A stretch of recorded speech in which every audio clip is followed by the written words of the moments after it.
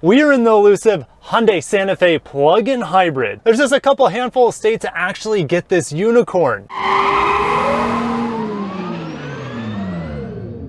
We're actually going to start this video driving in fully electric mode because this is a plug-in hybrid. You should be driving in electric mode as much as physically possible. So this has a roughly 13 kilowatt hour battery, give or take a little bit with the usable end of it. And I've actually been able to get 38 miles of pure electric range. Yes, this hill in front of me is about as radical as it gets for terrain here in Florida. And it's really not a hill, it's just an overpass to get over the bay here. But yes, 38 miles of electric range is quite impressive. It's only rated at about 30-31, so I've been able to overshoot that by quite a bit. Now I'll keep the energy monitor on this screen for you guys the whole time. Once the percentage of a battery charge goes down to about 13%, it likes to go into hybrid mode, and we'll drive it in hybrid mode at the second half of this video to see how it compares to just full electric driving here.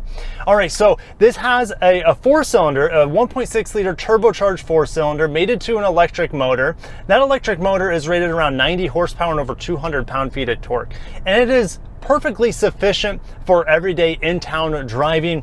And that's about it. 90 horsepower is enough to get this up to speed with traffic, but never more. You're never going to be pulling away from traffic with the modest 90 horsepower. However, it is very smooth and very satisfying. Even though I'm limited to about 90 horsepower, I still prefer to drive in electric mode as much as possible. Not just from the cost savings, since I'm not burning any gas, but it's just whisper quiet in here. It seems even more quiet than the Santa Fe hybrid that I drove last year, which is much more widely available across the country. There are plenty in my area of the normal hybrid, and zero in within like a 1,000-mile radius of where I live for the plug-in hybrid. There's a hybrid right there. There's the Venza that gets around 40 miles per gallon, and the electric response in here, just pedal down, it really doesn't get up and boogie unless you get past the little line on the gauge that says power. So most of the time when you're driving an EV, you're just going to be in the eco mode or the eco range of the power bar, or in the charge mode, which was, when it came to the stop there, it helped put energy back in the battery. But if you need that acceleration, the gasoline motor will chip in, and that's how you get the full 260 so horsepower in this system, which isn't actually that much more horsepower compared to the normal hybrid. I believe the normal hybrid's somewhere around 220 horsepower, so you only get about 40 more horsepower. Of course, that all comes from the electric end on this plug-in hybrid over the standard hybrid. But you have the additional weight of that battery pack in here, which is not going to really improve 0 to 60 in performance. 0 to 60 on here is around 7.5 seconds. And unlike that hybrid Venza we saw that has a planetary power split device called an eCVT, this is a traditional 6-speed automatic. And when you're in full electric mode, you actually don't even notice it's shifting through the gears. Hyundai's done an amazing job smoothing out the hybrid system in here to make it as smooth as butter. In the cargo area, it is huge. Tons of storage space. Now, there's a spare tire underneath the vehicle, so you have that jack there. You also have this fold-up mat here. That inside of that case is our charging cable. You can actually remove this organizer if you don't want the compartmentalization, but you won't have this flat loading floor with this piece. We have a 12 volt in the back, and you can also fold down the second row with these buttons. In the back seat, window shades as well as heated outboard seats here. I love the speaker grill for this Harman Kardon as well. Hard touch to the back of the seat. However, the top is nice leather trimmed here. Now we have a nice leather mat pocket as well at the bottom. We have vents here that are keeping my legs nice and toasty, or should I say breezy cold. And we have two USB-A's in here, and that'll be a recurring theme in here, is that there are no USB-C's.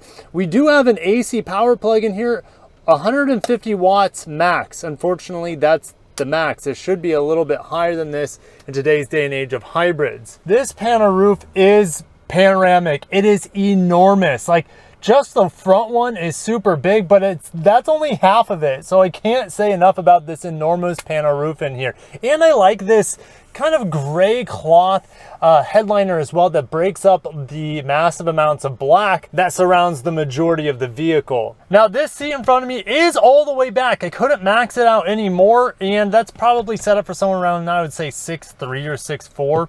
And the knee room here, I still have a good amount of knee room. I'm happy overall, and my headroom is maybe about 1 inch, and that's with this massive panel roof. Another great thing about these seats, I have this lever where I can move it forward and back depending on your needs for the cargo capacity in the back. And I also have a lever on the side that I can recline this, so it would be great for adults for long distances who want to take a snooze back here. Lastly, we have a couple cup holders here in the center, which I'm sure my kids are going to have a great time with. Now getting into the front seat, let's just talk about the materials real quick.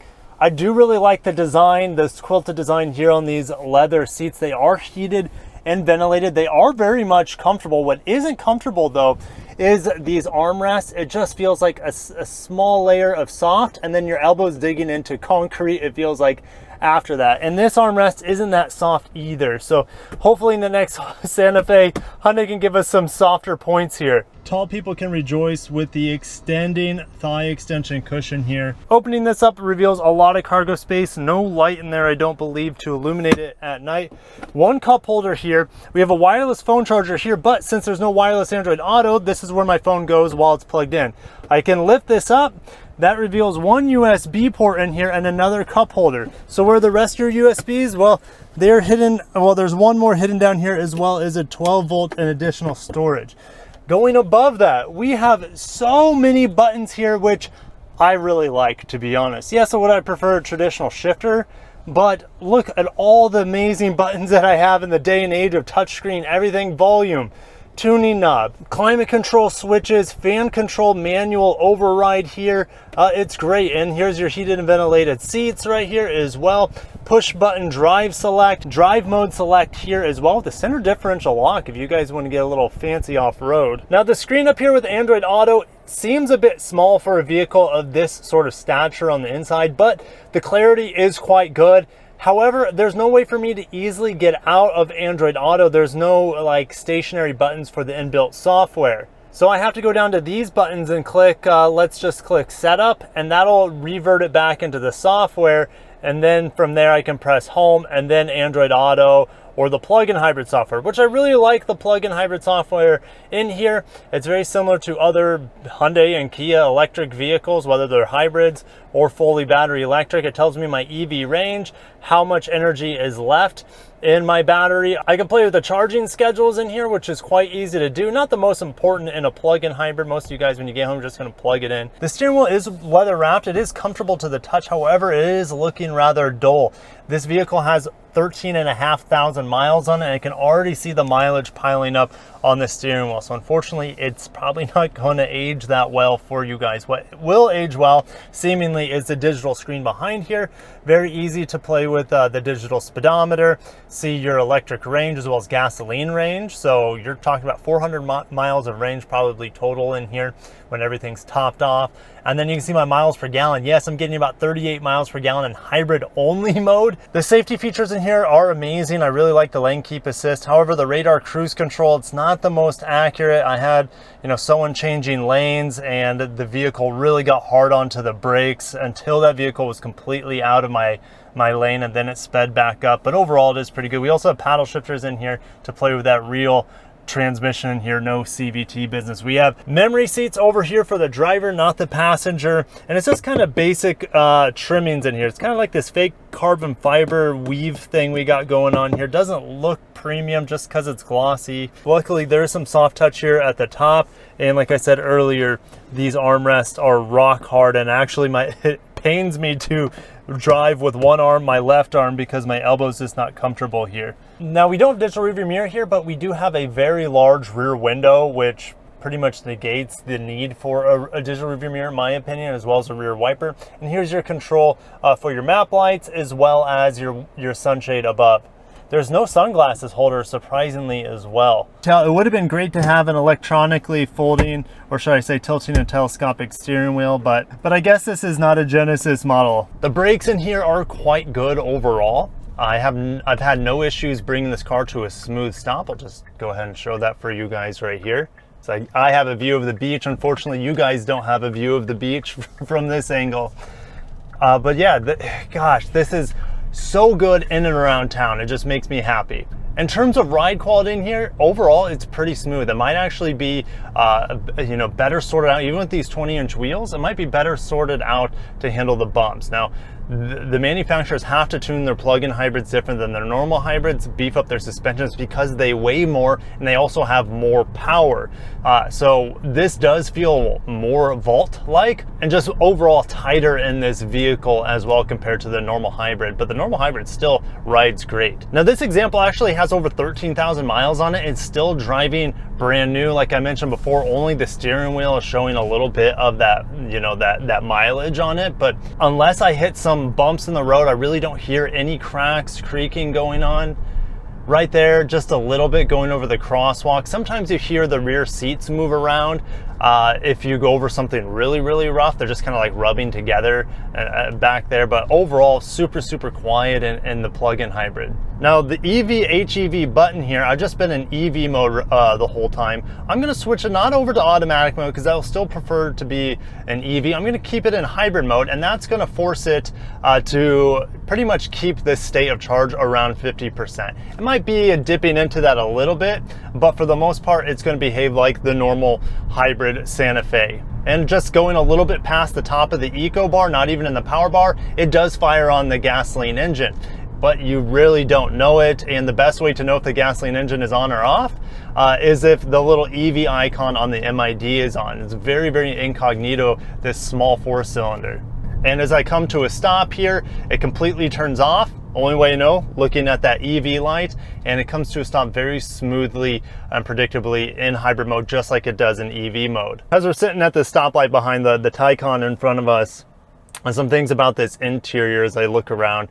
When I tried to build one online, the only available interior was black. And when I'm dropping 50K on a plug-in hybrid or any vehicle, I would like to have my choice of interior options. And there is the beige interior, which you can get on the standard hybrid, but not here on this plug-in hybrid. So that is definitely a tick in the box in the favor of the standard hybrid. And also while we're waiting, I might as well talk about charging. This is charged around 3.5 kilowatts on a level 2. And that's exactly what mine charges at home. So it's been an amazing experience to just plug this in. It'll charge from not 0% because the hybrid battery will keep it at around like I said, 15% or so, give or take, and that will charge from there to 100%. So I can charge this battery on my level 2 at home in less than 4 hours. It's super convenient. Now it does come with the level 1 charger, and that level 1 charger only charges at like what, 1.3 kilowatts, and so it can take like 12 hours to fill the battery. Which might cut it for some families out there, but man, just if you can get a portable, a level 2 or just an affordable level 2 charger, and then it just so quickly tops off this battery. I took the kids to school this morning and I had run down the usable battery for the electric end of it anyways. And I just plugged it in for about an hour and a half, and I got about 14 miles of EV range on it. So super easy, just plug it in, get that EV range quickly, and improve your fuel economy overall. And honestly, now that I'm just driving in hybrid mode, the gasoline engine is on. It doesn't, like I said, it really doesn't cut into my experience. Very, very incognito. Now pedal down, it takes a little bit to downshift, but with only picking from 6 gears, it is pretty selective, and it does not necessarily feel that quick, but it feels like, let's say, twice the acceleration of just the electric motor alone in EV mode. But can I recommend the Santa Fe plug-in hybrid? Well, first of all, it's probably not available in your area, so well, let's just put that aside. If it is available in your area, should you be looking at this vehicle compared to the hybrid variant?